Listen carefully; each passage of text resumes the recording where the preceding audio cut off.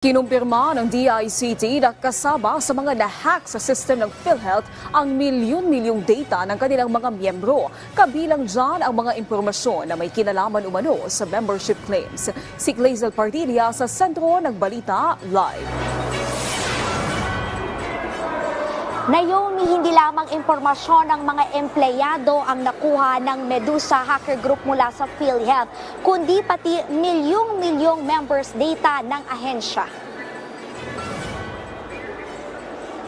Ilang linggo matapos atakihin ng Medusa hacker group ang data ng Philippine Health Insurance Corporation of PhilHealth, 70% na ng 700 gigabytes na mga impormasyong nakuha ng grupo ang na-analyze ng Department of Information and Communications Technology. Bukod sa mga personal at sensitibong impormasyon ng mga empleyado ng PhilHealth, kinumpirma ng DICT na naglalaman din ito ng milyong-milyong members data ng PhilHealth.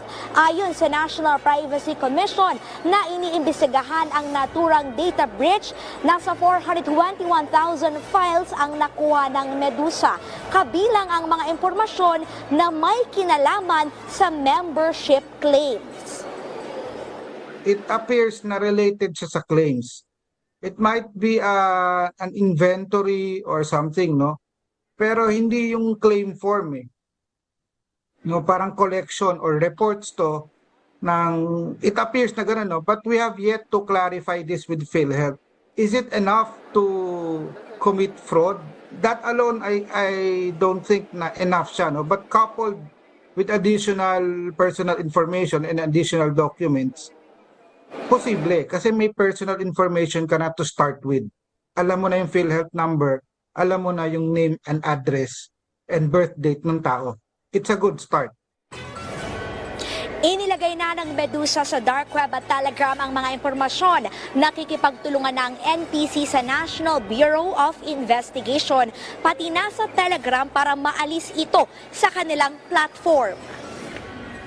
Violation din to ng batas eh. Kung hindi naman dapat nasa iyo yung data, dapat hindi mo ini-store yung data kasi baka ang assumption natin baka gagamitin to sa hindi magandang paraan, no?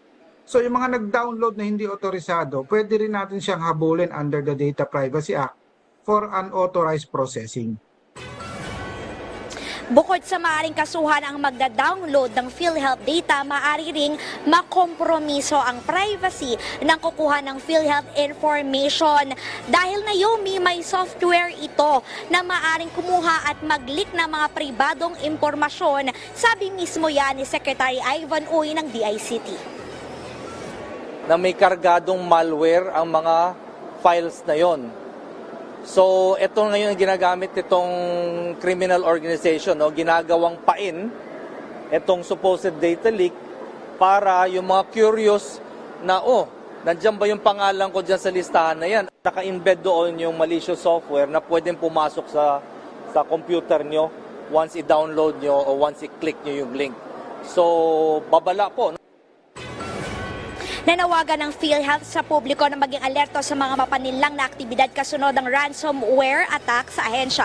Marihinikayat ang PhilHealth na magpalit ng password sa mga online account at i-activate ang multi-factor authentication at huwag buksan ang makahina-hinalang email, link, call at messages.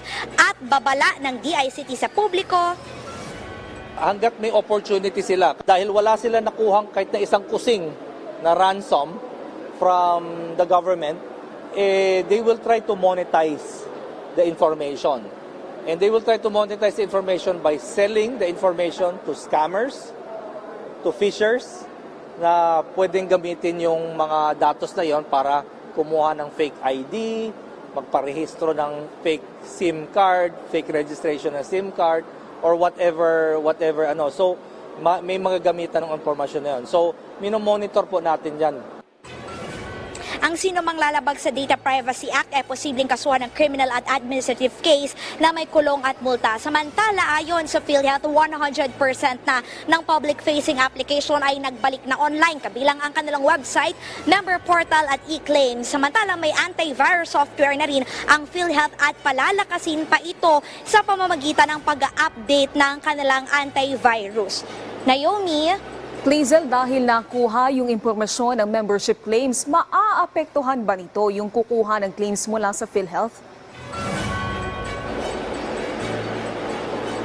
Naomi, tiniyak ng PhilHealth na hindi maapektuhan yung claims ng milyong-milyong miyembro ng PhilHealth. Alinsunod kasi sa Universal Healthcare Law ay lahat ng mga Pilipino ay pasok at mabibigyan ng health benefits. Magsasagawa rin ng mahigpit na verification method ang PhilHealth para hindi magkaroon ng sinasabi na bogus claims. Naomi.